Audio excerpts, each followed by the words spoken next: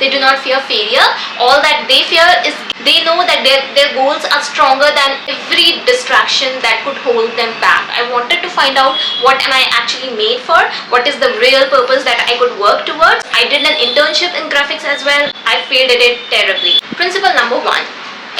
Real successful people aren't those who never fail. They are the ones who are not willing to give up after the odds have come their way. Hi, I'm Ayushi, and let's break into the mindset of what makes a person truly successful and why you feel that they are different from you. See, we are obsessed with the idea of a perfect leader who is able to tackle through every challenge, who never seems to stumble, who always wins, and who is always the go-getter and never fails. But actual leaders have the courage to fail multiple times, but they have the ability to get back up stronger every single time. They do not fear failure. All that they fear is getting stuck and staying stuck at a place which doesn't serve them or doesn't actually uplift them. Most of us feel that the high achievers are very different people from us, that they are very different, they are born different, their abilities are different and they can do anything, but that's a myth. In fact, the right kind of leaders have failed more often than they have passed or got into something. They know what failure tastes like. They have tasted it all, and still they chose to stick to their goals because they knew that beyond this there is something which will help me get closer to my goals. They know that their goals are stronger than every distraction that could hold them back.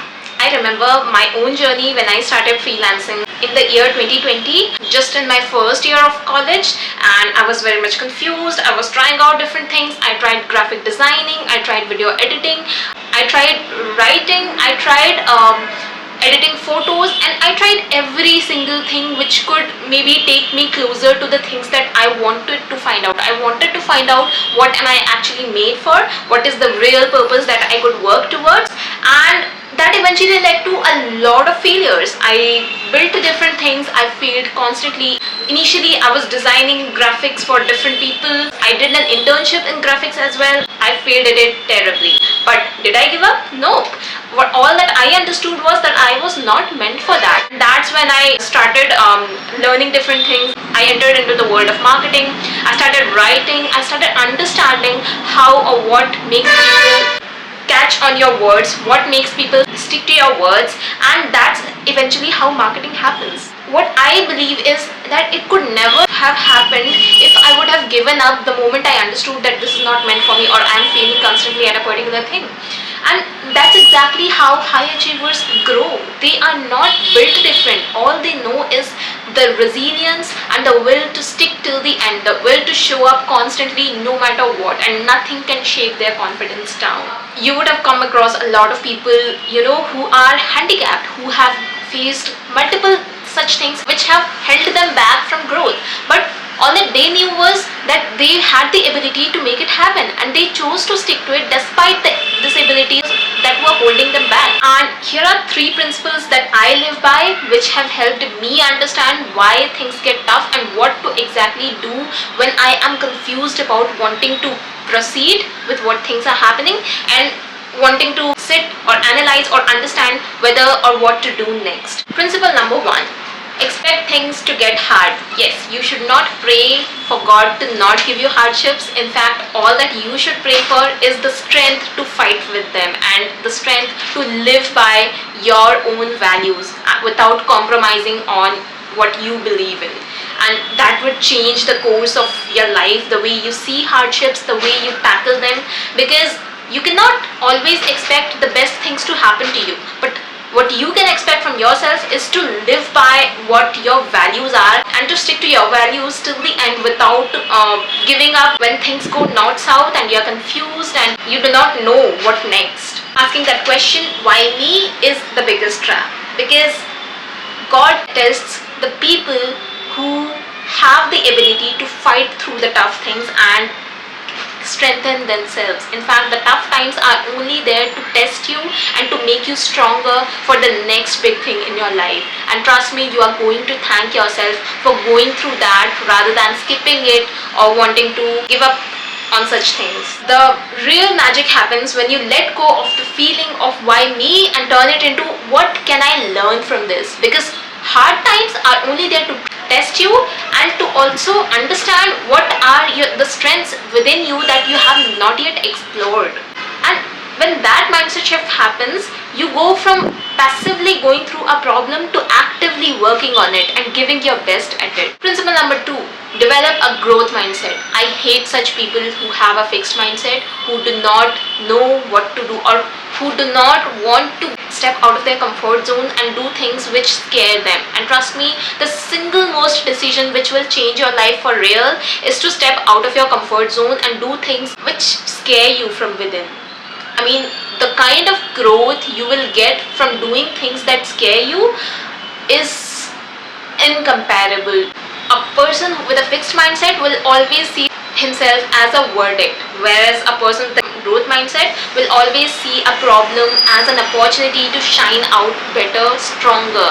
They feel like they are the diamond whose light can never be dimmed no matter what. Think of Michael Jordan.